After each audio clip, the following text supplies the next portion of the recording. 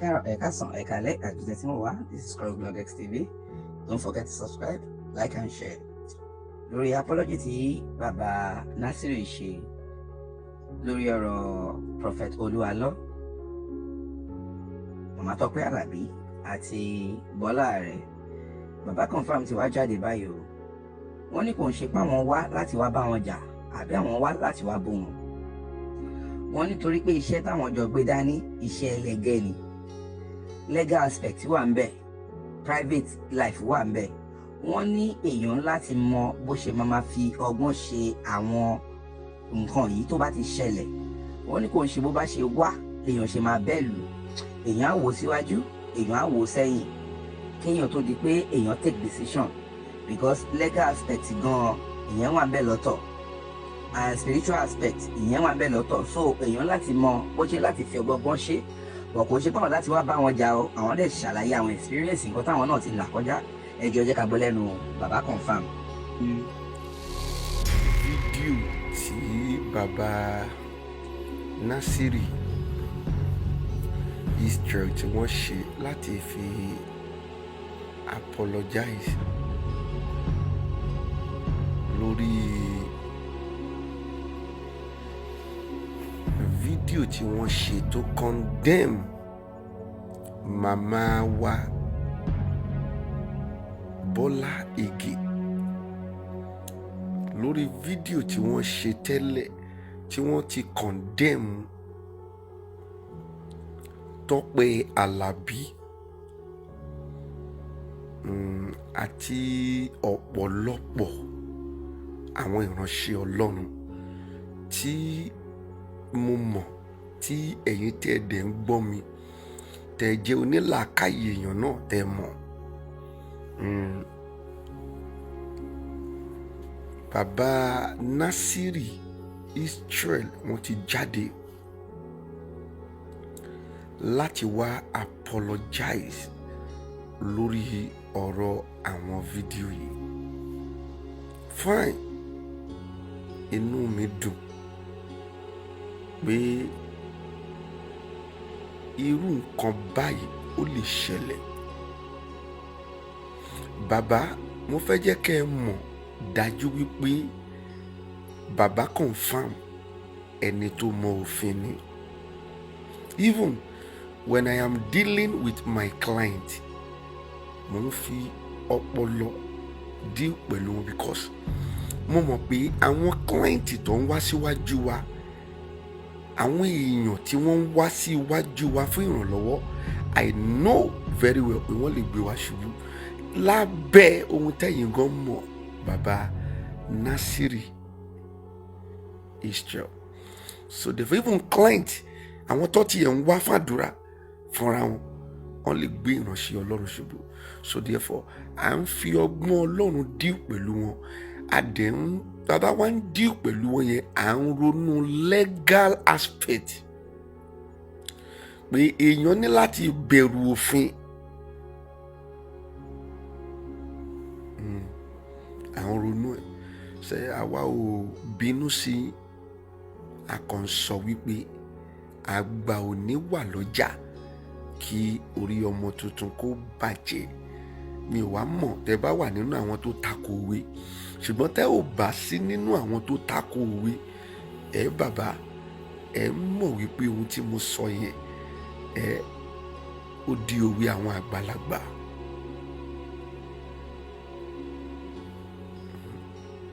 Àbáyéjà a lè jẹ́ ọ̀tá ara wa láyéláyé, ṣùgbọ́n nígbà tí a rí wípé ibi tẹ́ ẹ̀ mọ̀rọ̀ lọ yìí lè ba nǹkan jẹ́ gẹ́gẹ́ bí àgbàlagbà, òun la ṣe bọ́ta.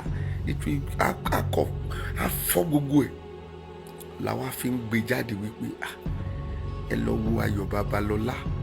Kì í ṣe pé ojú wọn náà rí, ojú àwọn bàbá yìí rí. Ẹ wo Mósè Orímọládé, kì í ṣe pé ojú wọn náà rí, ojú wọn rí nǹkan o. Ẹ wo Ọ̀ṣọ́fà, kì í ṣe pójú àwọn èèyàn yìí ò rí, ojú wọn rí mẹ́wàá orí ṣége.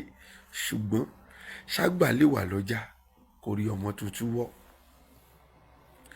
Tó bá yẹ pé bí ìyẹn la fi sọ pé tó bá pé báwọn yẹn ṣe ṣe nìyẹn, a ò ní bá CAC, a ò ní bá kérúbù mọ́, a ò dẹ̀ ní bá celestia mọ́.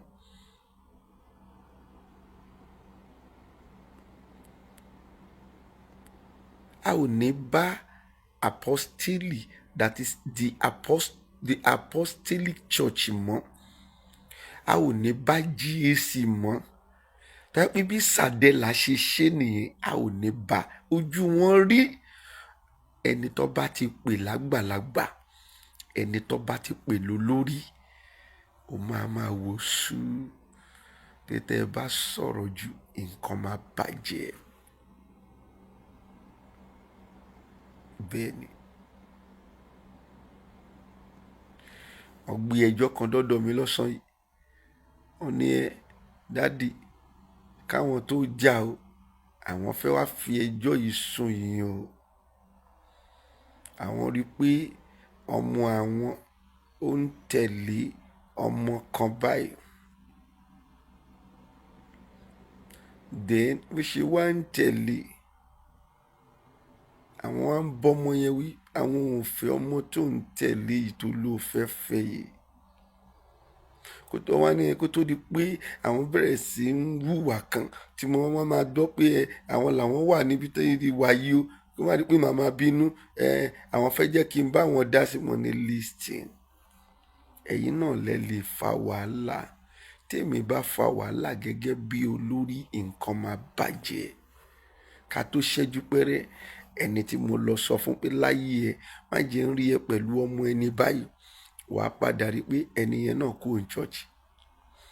Ìkejì, fámìlì yẹn táìpùn náà látó wá sọ pé ẹ fọmọ yìí sílẹ̀ jẹ́ kó máa fẹ́ra, kó tó ṣẹ́jú pẹ́rẹ́ wọ́n ti mọ́ ọmọ wọn kó wájú Olúwa.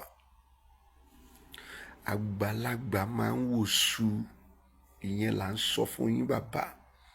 Ní ìbáyín jà, mi ń ṣọ̀tá yín. Tí Ọlọ́run gan ò bá wò sú ni ilé ayé ìyá ti pojú dé. Tẹ́yìn bá wá wò sú yẹn, ẹ padà rí wípé ohun tẹ́ ẹ fẹ́ jẹ́ kó ṣẹlẹ̀ gangan nínú ọkàn yín, tẹ́ ẹ fi wá bọ́ta láti máa sọ àwọn ọ̀rọ̀ yẹn tí kò jẹ́ kẹ́ ẹ sọ níta yẹn, ohun yẹn máa padà ṣẹlẹ̀. Ìyẹn ló fi ń sọ pé ibi gẹrẹjẹ láti ń bá gbàlagbà. Ní ìbáyín jà, gbogbo ẹ̀yin onílàákàyè ẹ mọ̀ mí, ẹ mọ ohun tí mo lè sọ. Mo dẹ̀ máa ń jóyè yín, kì í ṣe pé mi kì í ṣe ẹlẹ́ṣẹ̀. Ẹlẹ́ṣẹ̀ ni mí, mo dẹ́ṣẹ̀ kú, mo máa ń tẹnu mọ́. Ṣẹ̀kó tó di pé àwọn kan máa ní ṣe pásítọ̀ náà ló sọ pé òun dẹ́ṣẹ̀ kú. Mo dẹ́ṣẹ̀ kú, mo dẹ́ṣẹ̀ gan. Ṣùgbọ́n mo bẹ̀rù Ọlọ́run. Mo wà nínú àwọn èèyàn tó ní ìbẹ̀rù Ọlọ́run gan. Mo bẹ̀rù Ọlọ́run gan. Ọlọ́run dẹ̀ fún mi ní làákàyè. Mo mọ̀ pé òun ló fún mi. Mi ò dẹ̀ fẹ́ hurt ẹnikẹ́ni pẹ̀lú làákàyè mi.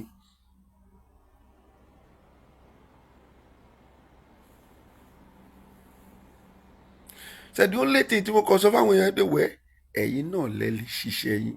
Tó tèmi bá dá sí gẹ́gẹ́ bí olórí, nǹkan máa bàjẹ́. Akọrin ni èyí lè lọ kó má wà mọ́, tọ̀hún lè lọ kó má wà mọ́. Kí wá ní èrè tèmi? Bọ̀tẹ́yìn bá ja ìjà yẹn níbi tẹ́ ẹ bá jáde, àwa lè débẹ̀ pé kí ló fàjà, kí ló ṣẹlẹ̀? Ẹni ní kó má fọ ọmọ wọn mọ́, ẹ fi wọn rárí wọn sílẹ̀. Ṣùgbọ́n táwa bá come in boom, nǹkan máa bàjẹ́. Nǹkan máa bàjẹ́. Ìyẹn làwa ṣe ń sọ. Ṣé inú wa dùn pé ẹ apologize? Ṣùgbọ́n mo bẹ̀ yín bàbá, ẹ dúró bí àgbàlagbà. Bọ́rọ̀ ò bá ṣe wá yọjú, ẹ ra fi sílẹ̀. Kò sẹ́tọ̀ nínú wípé ká wá jáde kíní aṣẹ́wó ni ló bá yé ọmọ ẹ̀jẹ̀. Mi ò tún fẹ́ lọ síbẹ̀ yẹn mọ́. Kò sí ẹ̀tọ́ a máa ní màmá Bọ́lá Ìgè láàrin ibẹ̀ yẹn. Tó bá pé màmá wọn ò fi ọgbọ́n Ọlọ́run gan ṣe ni, màmá máa bá Tọ́pẹ́ Àlàbí jà. No, èèyàn lè ṣe ń jí orí. èèyàn lè tún yí orin padà sí another form. Ayé àtijọ́ ti lọ, olóhùn àtijọ́ ti lọ, bíbélì sọ bẹ́ẹ̀. Nǹkan tó ń ṣe ń sìn la máa ń reform orin sí láti lè ṣùtù ohun tó ń ṣẹlẹ̀ nísinsìnyí in order to gain people's mind. Ọ̀pọ̀lọpọ̀ orin làwọn èèyàn tí ẹ fẹ́ gbọ́ létí tó bá ti play ẹ̀ tó máa gbé kó mẹ́. Ó ti mọ̀ pé yìí ò ń ṣe orin táwọn fẹ́ gbọ́, ṣùgbọ́n tó bá yẹ pé orin tí wọ́n tún reform fún generation takoko yìí ni a gbọ́ sétí, níbi tí wọ́n ti ń gbọ́ yẹn a gbọ́ mẹ́sẹ̀jì Jésù níbẹ̀.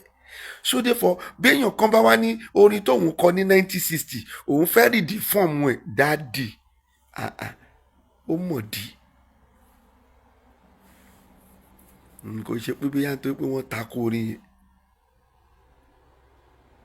Àwa ti jáde fún Tọ́pẹ́ Àlàbí rí nígbà tó tako orin èèyàn kan, bóyá aláṣeyọrí ni. A ti jáde fún Màmá Bọ́lá Ìgè rí nígbà tí wọ́n tako orin èèyàn kan, bóyá kínní yìí náà ni kí ló ti ń pè onídùúró mi bí nǹkan gbà yẹn. Mo wá ń jẹ́ kó yé màmá wípé orin tẹ́ ẹ takò yìí mi máa ń kọ́, mo máa ń sunkún. Bóyá onídùúró mi lórin yẹn, wọ́n ti gbàgbé orin yẹn. Ẹ̀yin tẹ́ ẹ mọ̀ ẹ jọ ẹ bá mi fi sílẹ̀ ní comment section, mo bẹ̀ yín ni.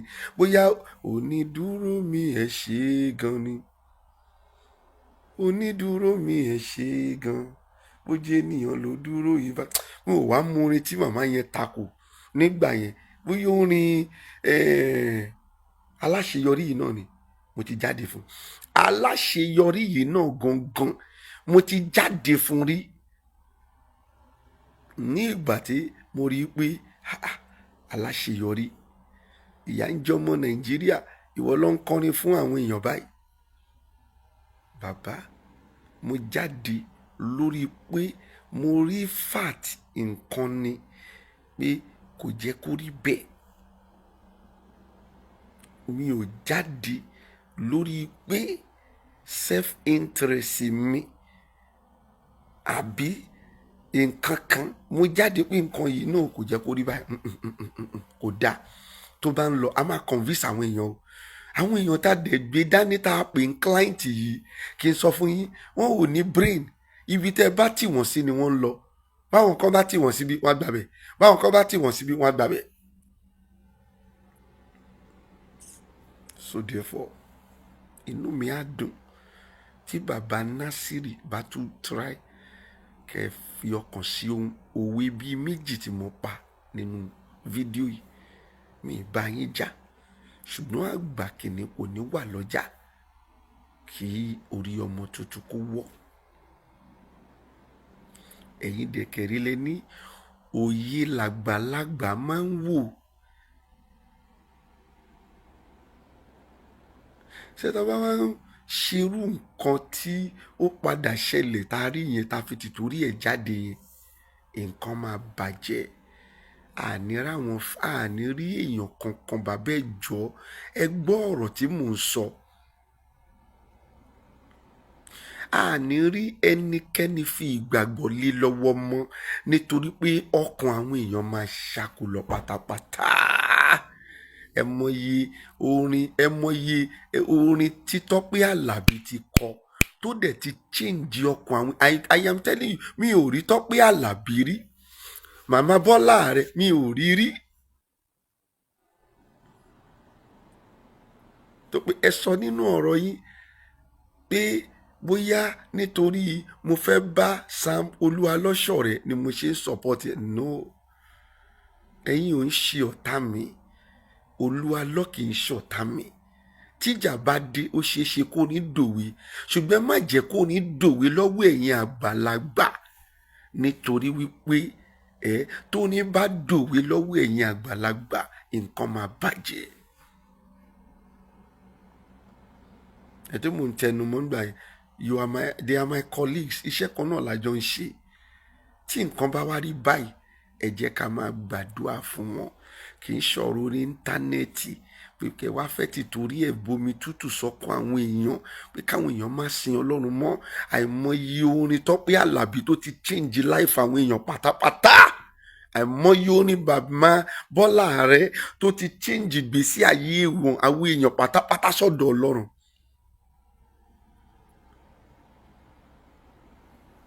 ìyẹn ni ẹ̀yin máa wò. Kò dẹ̀ sígbà, kò sí how many minutes táwọn tí wọn ò ní làákàyè máa fi gbóhun tẹ́ ń sọ tó fi máa ní Tọ́pẹ́ Àlàbí you are idiot, Tọ́pẹ́ Àlàbí you are a sinner, Tọ́pẹ́ Àlàbí you are kinní kan, Tọ́pẹ́ Àlàbí you are a fornicator. Kò sígbà táwọn èèyàn àwọn tí pé tá à ń dín pẹ̀lú yìí púpọ̀ ní wọn ò ní làákàyè. Kẹ́ tó ṣẹ́jú pẹ́rẹ́ wọ́n ti bẹ̀rẹ̀ sí unfollow Tọ́pẹ́ Àlàbí. Bẹ́ẹ̀ dẹ̀kẹ̀rẹ́ ohun tí mo ṣáà ń try láti fojú yín sí bàbá Nasiru Israel àti gbogbo ẹ̀yin tó tún lè máa ṣerú nǹkan yìí ni wípé ẹ wo àwọn èèyàn yìí kẹ́rí pé ọ̀pọ̀lọpọ̀ ti tara wọn gba Jésù gbọ́. Ẹ má wàá jẹ́ kí ọ̀pọ̀lọpọ̀ tó tara àwọn èèyàn yìí gba Jésù gbọ́ ẹ má jẹ́ kí wọ́n padà lẹ́yìn Jésù. Àgbàlagbà àwa máa gbà ọ́nà àgbàlagbà kì í ṣe láńbẹ́. Àgbàlagbà wa ní sùúrù àwa máa wò sùúrù gbogbo ibi tó lè rìn sí tó lè fi ọ̀rọ̀ sọ̀rọ̀ yìí amicably tó bá pé kì í ṣe pé nítòótọ́ ẹ fẹ́ wá máa fi YouTube powó ni kò àwọn ọ̀rọ̀ yìí ò ń ṣe nǹkan tó jẹ́ kó dórí íńtánẹ́ẹ̀tì.